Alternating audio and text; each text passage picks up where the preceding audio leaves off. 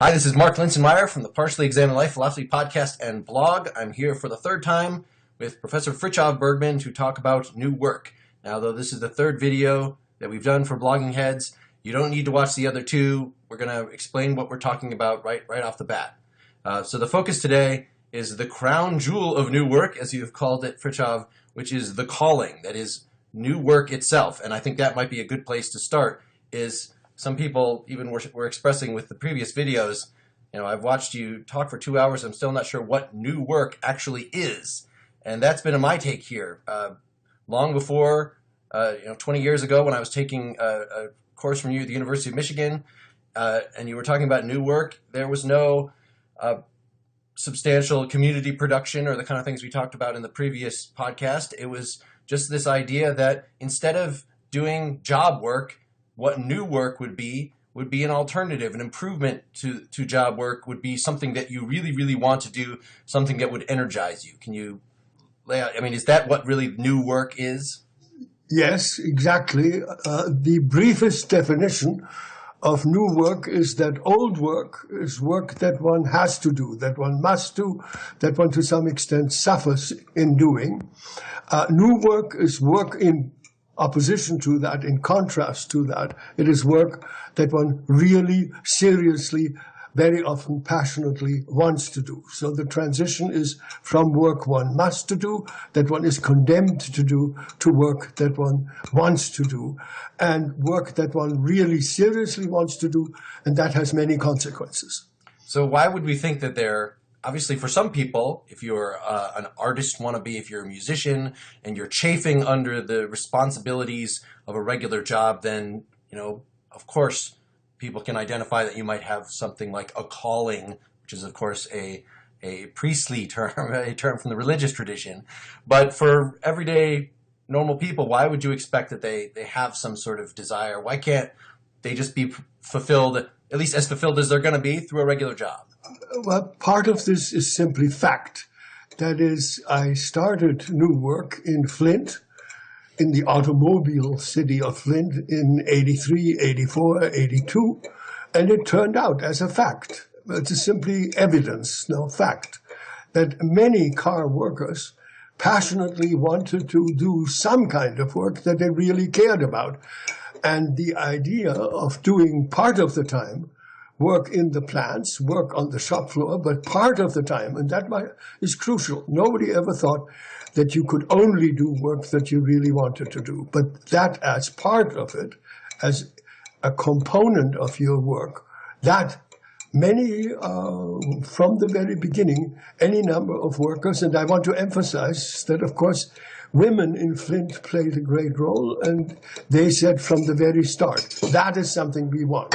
We want not only the work in the shop, we want work that we also really care about. And that was the definition of how new work was an improvement, how it was a way of rising up from where work had been.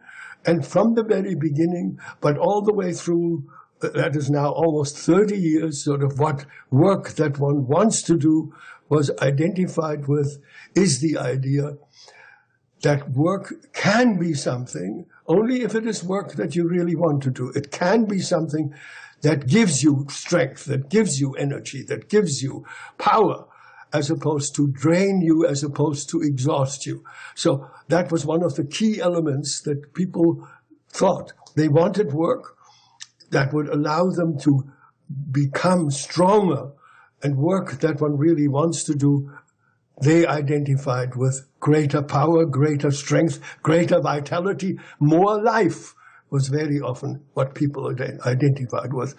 And maybe we can give many examples, but I'll wait with that. Yeah, so you're saying people wanted to do something that would be more meaningful than what they're doing, but certainly they didn't all have something in mind ready to hand that they were ready to leap to. That part of the process is what, coaching people? How do you get people to figure out what it is that would really energize them? That is now one of the absolutely most important and crucial questions. We said from the very beginning that people do not know what they really passionately want to do. In fact, we made up a term which gained in currency and became something of a common word. We said most people, not everybody, but many people suffer from what we called the poverty of desire. And by the poverty of desire, we meant, of course, a number of things, but among them, we meant precisely what you now raised. Namely, that most people, if you ask them, if I look at them intensely and say, well, what is it that you really want to do? They shrug, and what happens is that there's an embarrassed silence. So we decided, and that was a very crucial part of what we, from the beginning, tried to do. We decided that people did not know from the beginning what they really wanted to do. On the contrary, they suffered from the poverty of desire. There was nothing that they wanted very intensely, and what they wanted was not very clear to them. And if it became clear to them, it still was a long distance till they reached a point where they really could do that with intensity. That, in fact, is the main purpose of a Center for New Work. A Center for New Work is a place, an institution, it is a building, it is a room with people that have experience in this, a building or a room that assists people in discovering, very often over a longish period of time, what it actually is that they passionately want to do. So we are at the opposite end of the idea that people already know that. They don't know that, and in fact, that is the raison d'être that is the reason for having centers for new work, because the opposite is true. The opposite of people already knowing that. Now, what's the level of professionalism going into this? It sounds like you're doing amateur psychotherapy or something like that of helping people whether they're group sessions or individual sessions, helping people figure out what they really want. Who's actually doing the interviewing? What are their credentials? How did you decide that? Actually, I will resist a little bit the word amateur. We decided to be very professional about this. And a part of the picture was that this is something that to some extent was already there and had been done before, and people were familiar with it. So we didn't start from a blank sheet. But at the same time, we felt strongly, and there was lots of evidence of that, that no, that was not something that was done, and I'm coming back to your challenge of amateur, that was not something that was really done with the seriousness that we intended to give it. That is, there is an awful lot of talk. In fact, let me put it like this. When we started this in 83 and in 84, people shrugged their shoulders and smiled and smirked and said, well, what is this? Helping people to discover what they really want to do. It turned out in the meantime that, on the contrary, now, almost 30 years later, this has become one of the most common things that in countless different contexts and settings, and there are any number of people, and some, of course, very professionally trained, who assist people in finding out what they really want to do. Our feeling is that they don't do it professionally. They don't know enough. And I will back this up by saying that it is not nearly enough, and that is a very common thing that's said, to somehow have people in some kind of whimsical fashion run across something that turns them on, or something that whimsically excites them, or that gives them a kind of kick. That is very often the opposite of what we intend. We say that it is difficult to find out what you really want to do. It is a long project, and it takes work. And when you say, well, what's the training? Part of it is this, that I very often, and commonly, am invited to address groups of people, large halls full of people who are all in the business of counseling people, of career counseling of people. This happens in high schools, that happens from people who graduate from college, and on and on and on. Of course, it plays a very large role in many corporations with whom I've worked, that people say, look, we don't have the conviction that the people are doing the right thing. They're not really doing what they could do best. So make it so that for our company, in our company, they will do something they really care about, because we know that will improve the company. So in contrast to other people, we involve people in a very intense and long training, and the most basic training I think anybody can understand. That is, actually, if it comes down to it, most people have a very limited idea of the possibility of jobs, of the possibility of work, of what one can do. I mean, they name 6 things, starting with the chimney sweep and ending up with king and so forth and cabbages. But the fact that in the last 10, 15 years, hundreds of new jobs, hundreds of new ways of working have emerged, they don't realize that. That is our expertise. That is, frankly, I very often get up in front of a very large hall of people who are trained counselors, and I talk to them for a while, and it's sort of an exchange. And at some point, I'm provocative, and I say, look, you don't have any business counseling. You don't know enough to counsel. You have no real idea of what it would take to counsel people in the area of work, because the area of work has become a science. You need to study the area of work, maybe for years, to responsibly counsel people on what they can do in the area of work. And it's not anything like enough to have gone into some rustic area for one seminar and talked a little bit about how nice it is to have this work or that work. So, yes, that is part of what we do. We train people sometimes for months, quite frankly, sometimes for years, to get to the point where they have hundreds of examples that they can immediately dish up when somebody says, well, I don't know what I really want to do. The response is, well, have you thought of this? Have you thought of that? Have you thought of the other thing? And that is very much gives you an idea of the ethos, of the ambience, of the mood in which this happens. That is, the idea is that we train people so that the minute somebody says, yeah, I would very much like to do something that I really care about, but I have no idea what it is, the response is, okay, here are 75 examples. Let's start from there. Have you thought of any of these 75? Well, and it sounds like it's a very interactive process. It's not, you can't know just by hearing about things. You have to actually get out and try things. And so part of the process is hooking people up with internship opportunities, that kind of thing? No, absolutely, you're dead right. That is, talking about it is not enough. And in fact, I would say, in the spirit of much else that we have talked about, that's one of the great weaknesses, one of the great defects of our current setup. That whether you talk about high schools or colleges or whatever, or corporations, people don't have enough opportunity to try, to experiment, to examine, to find things.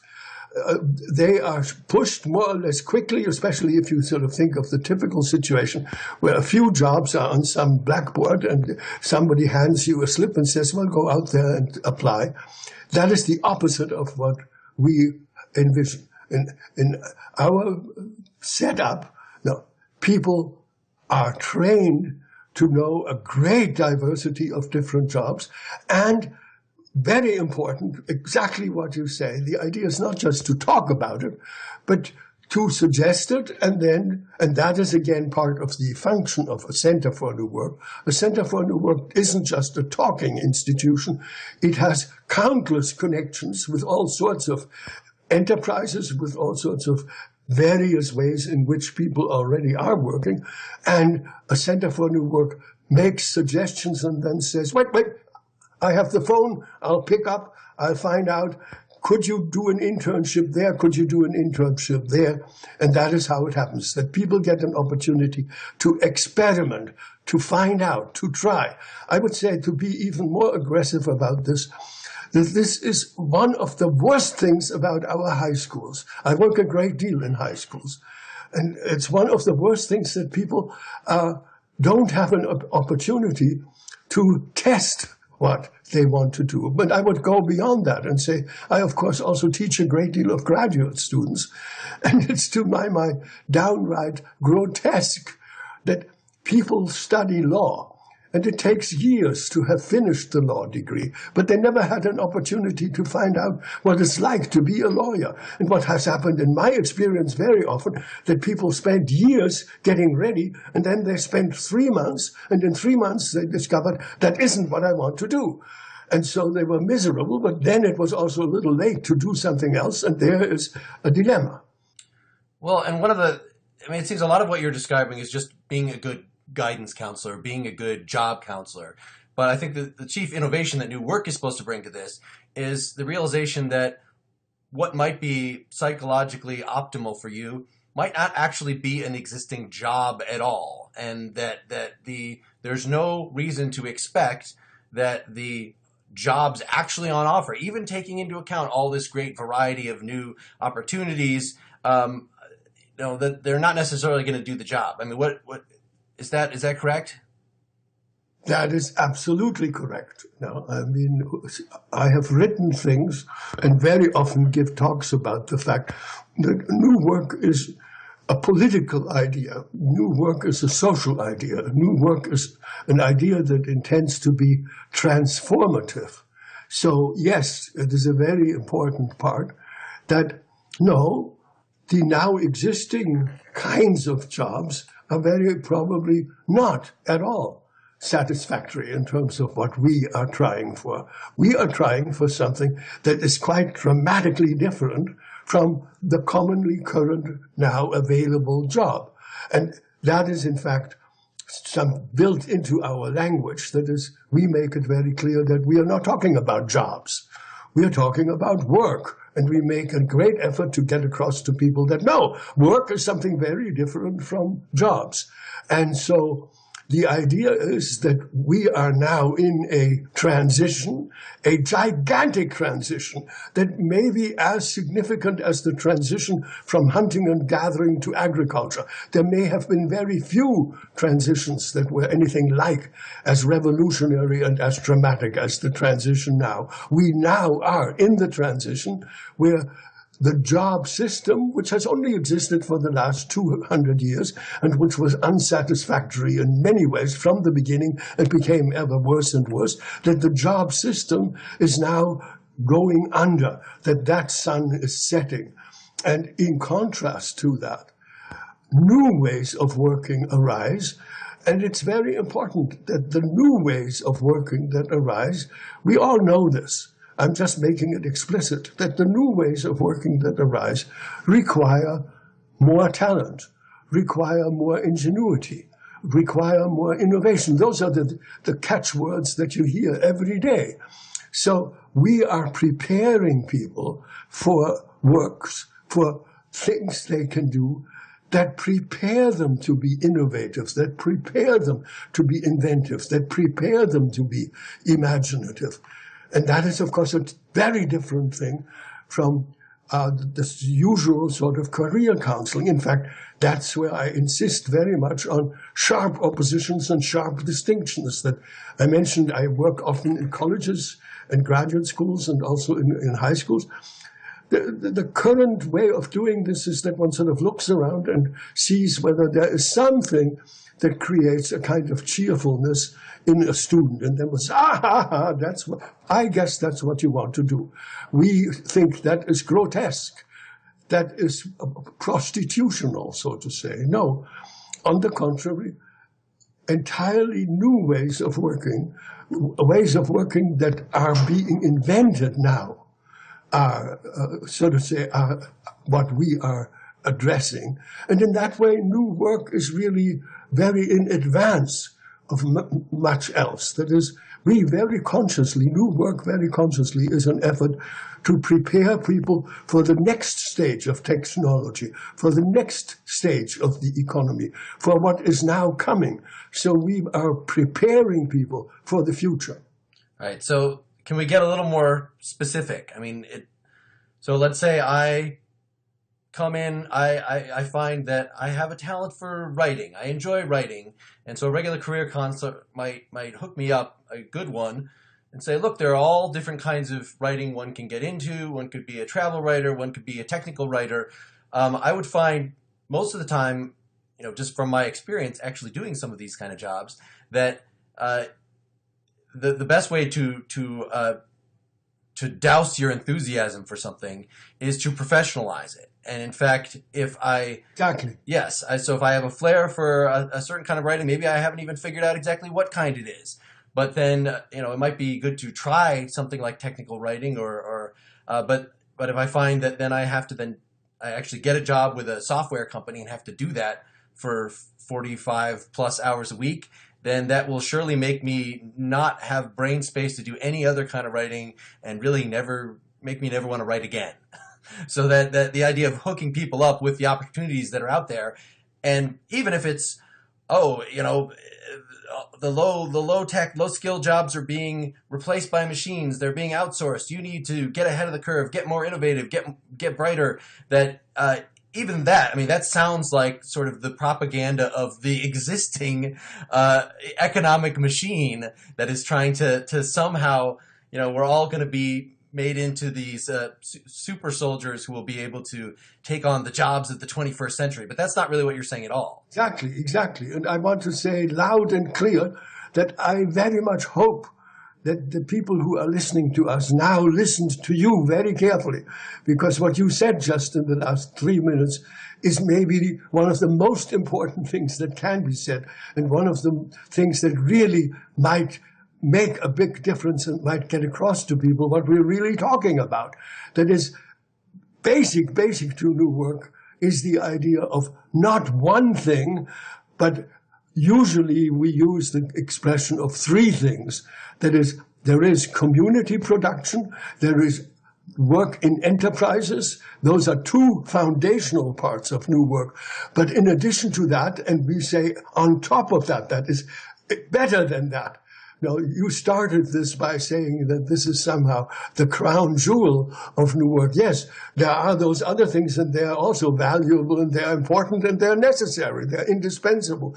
But what it really all leads up to is now not a job in writing, but a part of your work could be writing that is tailored to you, that is made for you, that has been sort of emerged in conversation with several people, or especially with one person. We very much believe in mentoring people, where a great deal of time and effort went into helping you to discover what sort of writing is the kind of writing that is really right for you.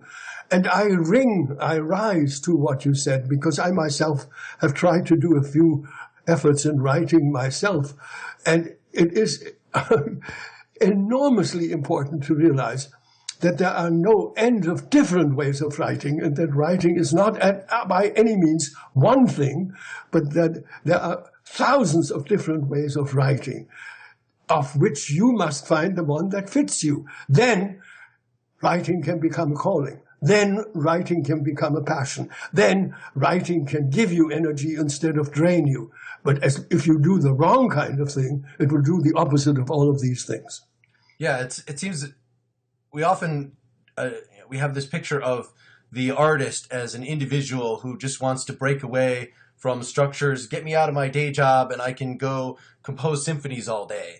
But actually, that's very difficult to self-motivate and compose symphonies all day. Some people are up for that, but many more people who have that sort of creative drive, who would be energized by work, in fact, I think it's an entirely normal thing to need social support, to need institutions. So as you're saying, a mentor, or what a big difference it is for me as a musician to be in a band and have to show up every week, even if I don't feel like it, to do something with other people, as opposed to entirely creating music on my own and doing all the tracks. That you need some push to you need people to work with, you need models, you need institutions. So just the wave of amateurism, in a good sense, on the web, the number of people, even experts, who contribute their time to Wikipedia or something like that there's an institution out there that people can then latch onto and find that some of their passion can be expressed by,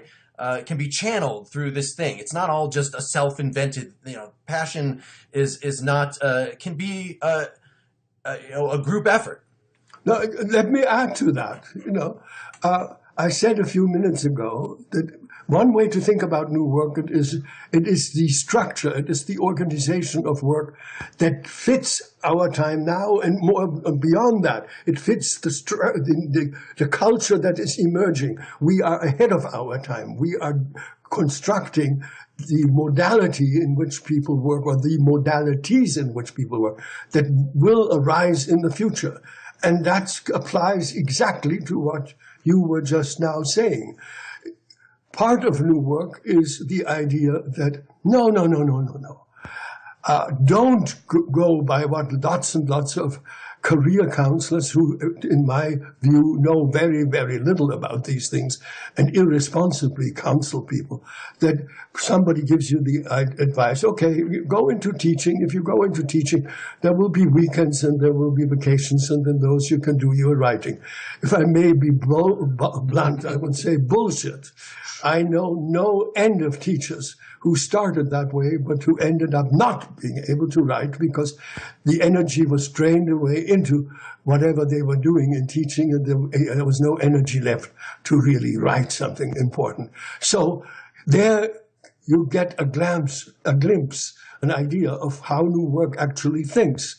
That is, we espouse the idea, we advocate the idea, we have developed the idea of community manufacturing. That means that in part-time, in a few hours a week, you should be able to do things that will provide for you 80% of what you do. Not teaching, but community production will make it possible for you to be liberated, to be sufficiently liberated so that there is a real great part of you, a great chunk of your time that has been opened up and in which you really can dedicatedly and with intensity pursue your writing. That's exactly what new work, among many, many other things, is intending to do. To break up the monotony of job work and to make it possible for people to do part-time work, enough of that, but not too much of that. Enough of that so that plenty of energy and plenty of time is left over to do something that one really wants to do. Right. And folks who are confused by that, if that sounds a little crazy, listen to our other videos, watch our other videos on bloggingheads.tv. And hopefully, of course, that's the sticking point is people, okay, fine, I can identify what I really want to do, but how is that in any way realistic? You got to be realistic. You got to eventually just bear down, get a job, look in the existing economy, fine, be innovative, be, scour the web for opportunities that you might not have heard of before, but eventually you need to settle. You need to be realistic. And I know in your book you had said that that's exactly the wrong message, that is a spiritual death to give that message to young people, that yes, okay, explore these different things, but eventually you need to settle that. You need to be realistic. You need to get a job. Come on. That is, again, you say very valuable things, and I hope people really, really take in what you're saying. Because new work, you could almost define new work as a determined effort to create an alternative to that. To say, no. Don't settle for a job.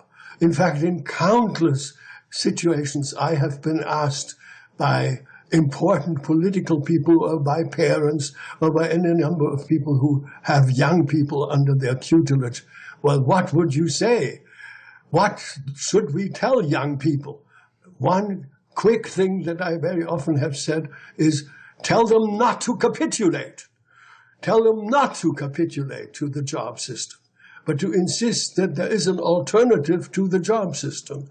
And yes, it is very possible. In our age, it has become possible. That is one of our triumphs. That is one of the things that we should take delight in. That is one of the things that we should celebrate, that we have created technologies that do make it possible for people in maybe 6 hours a week to manufacture, to produce, to create, to grow, to plant, to do everything that is necessary for life, but to have the largest part of life liberated, freed up to do something that is not a giving up, that is not a capitulation, that is not, okay, I will make my peace with a job that will drain me, that will exhaust me, that I will experience as a mild disease and from which I will ultimately suffer.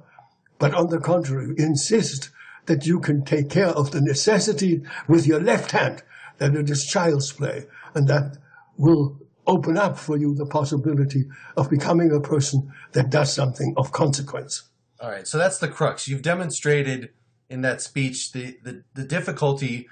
You might think it's easy to inspire people. I don't think it's actually that easy. I think that it's good that we've had this conversation to help set up the goal. And this is what drove me for being interested in new work for the past 20 years since I heard you lecture on it at the University of Michigan, was this idea that we don't have to settle, we don't have to be basically miserable, but as long as you haven't presented a really clear picture with examples, a guidebook for how to do this, then it just sort of seems like you're raising people's hopes, and this is something that's not ready for prime time. So that just is a call. I'm not saying right now justify it. I'm saying this is a call for more study, for more explanation, for more cooperative investigation of ways in which to make this situation work.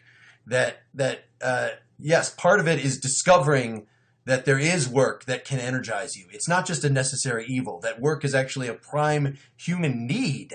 Having a reason to get up in the morning, having something meaningful to do, and then recognizing that the chances of that coinciding with any of the existing jobs out there are very slim. You might go into social work because you want to help people, but you find that the amount of work, you feel like, oh, it's very frustrating to feel like you're not actually helping people, that the strictures of your organization are impinging upon. I'm not saying don't be a social worker. I'm not saying don't be a doctor. I'm not saying don't be an architect or a commercial artist. All these things that you might take on because you think that they're going to fulfill you in some way or another, but don't expect your whole life to be fulfilled by that, to gain meaning out of that. There's always organizational things that make any given job like that in some ways a drag. So you might be extremely lucky and find yourself in a situation where, just your regular, well-paid job gets you enough to get you up in the morning and to take you all the way to retirement, and you feel like you did something meaningful with your life. That is only going to be true for what? 5%, 2%, we would be making up a statistic. So if you're not in that situation, or even if you are, you might find, over time that there needs to be some more flexibility in the system. That even if you find something that is a good fit for you, you might find that, well, for salary reasons and other logistical reasons, you're trapped in it. You have to keep doing exactly that thing that you were trained for. You don't feel like you have the ability to switch jobs, to cut back to part-time and do more volunteer work, this other thing. So this whole new work is an effort to figure out realistic ways to actually do this. And so I want to invite all the folks who are watching this to really talk about this with your friends, to check out what newworknewculture.com. Is that right? Yes. So that's where Frithjof's site, where he has some information. Hopefully I'll be doing some more work with him to interview some more of the people that he has been working with, in Detroit, in third world countries, in Silicon Valley, people involved with 3D printing and the other technologies involved in this community production that you've mentioned. So there's so much still to explore. I don't know that we'll be doing it on bloggingheads.tv. This is a forum that's meant for people from the left and right to argue about whether Obama's doing a good job and other things like that. So unless you ask the folks at Blogging TV to give us a regular show, then this might be the last time you see us on that, but we will for sure be out there. So keep an eye on Frithjof's site. Go to partiallyexaminedlife.com, my site. Keep an eye out there, and hopefully we'll keep the conversation going. So thank you so much, Frithjof, for doing this, and thank you very much to the guys at Blogging Heads TV for humoring us and allowing us this forum. Yes, I just want to add my thank you to the thank you that Marcus just now said. I want to thank the people who have made it possible for us to do that, but I also want to emphasize what Mark just said. We will continue, and please stay with us as we continue. All right. Thank you much. Bye-bye.